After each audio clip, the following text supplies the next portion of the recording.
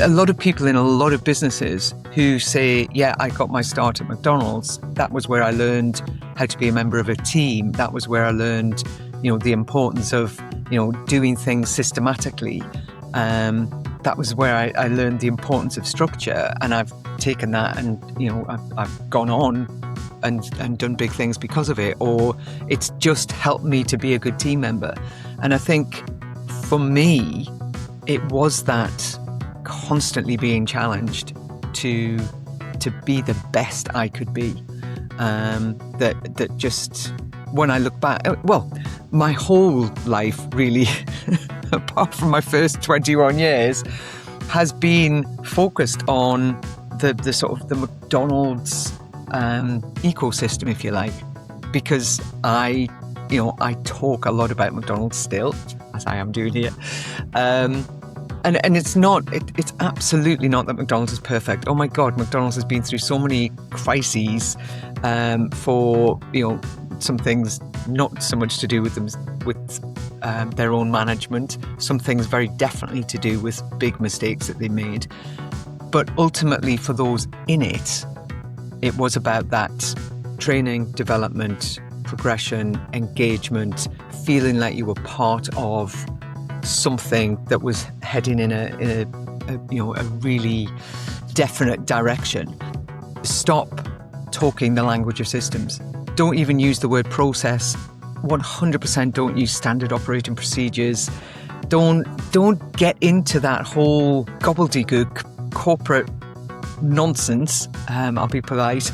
That of the language of systems, because it's blocking. Even the word process shrinks a little bit of my soul every time I say it, because I fully appreciate what it does for a business, but it's such a blocking word. Teams don't want to follow processes, but they will work to our way of doing things.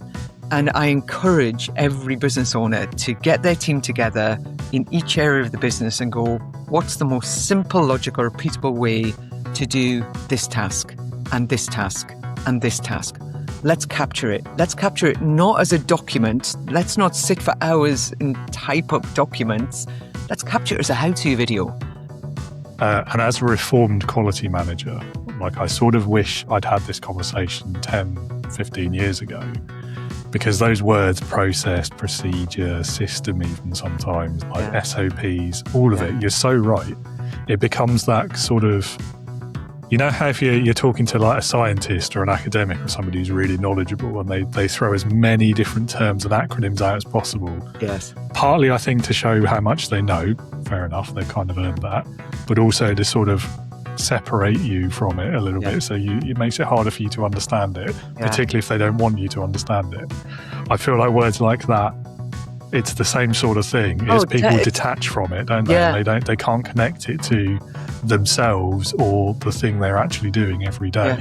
Yeah. And so they switch off. They're never going to learn your process as a result of that. And I wish I'd had that knowledge, that sort of understanding a bit sooner. Really interesting saying about being a quality manager. I remember years and years ago now, there was a big push to develop total quality management in McDonald's. And there was a very senior guy put in charge of it. And it was like, I think of it now, the businesses that have to follow ISO 9001. And, it was just such a bureaucratic way. And I think we worked on it for 12 months, maybe 18 months. And then it just became one of those, do you remember when we did total quality management?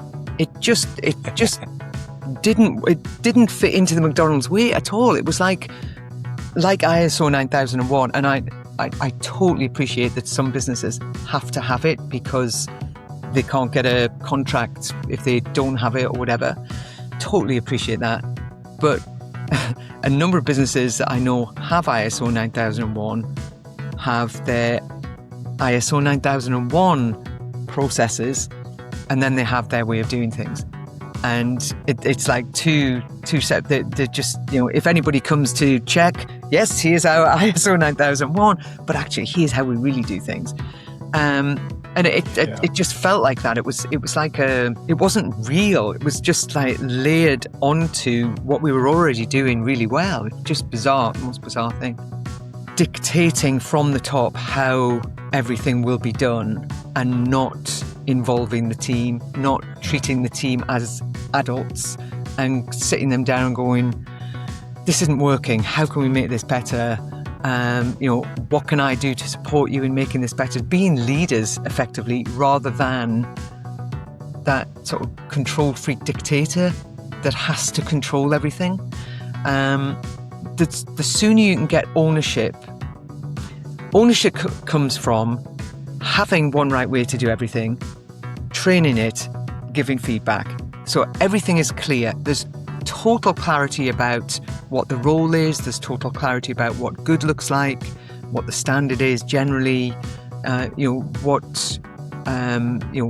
when somebody's going to get feedback, etc., etc. When there's total clarity, then people feel that they can take ownership. They're not scared of making decisions because they have all of the information they need to make those decisions.